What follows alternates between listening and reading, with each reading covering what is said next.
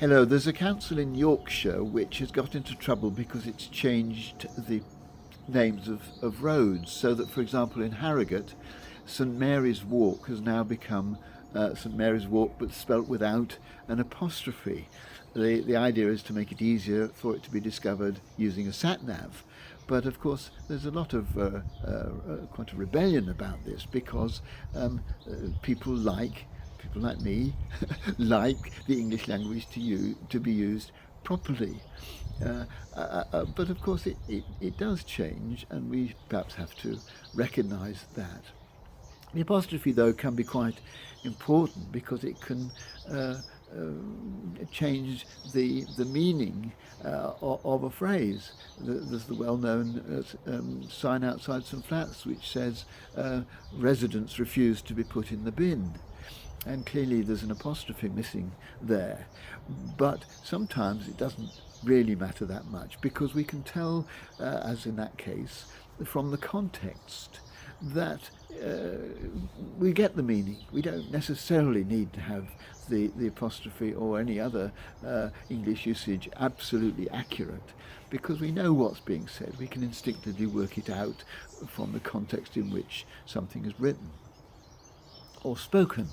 And it made me think about context and how important it is in so many areas of our lives. I think it's really important that we see our lives in the context of the global situation, to be aware of some of the struggles and suffering of people in other parts of the world, which is comparatively recent, of course, in human history, but it's an important element in being human. I think sometimes we need to be aware of the context when we're dealing with other people. We don't always know their background or what they're going through on that particular day or why they're behaving in that particular fashion, but we can guess that there is a context to it and that they are who they are because of what happened to them in the past, or they're behaving in such a way at the moment because of what's going on behind the scenes. And being aware of that kind of context, I think, can be really important. And then I think also we need to be conscious of the context of our own lives. Sometimes we can be very hard on ourselves because we expect ourselves to be doing more, behaving better, feeling stronger than we actually are.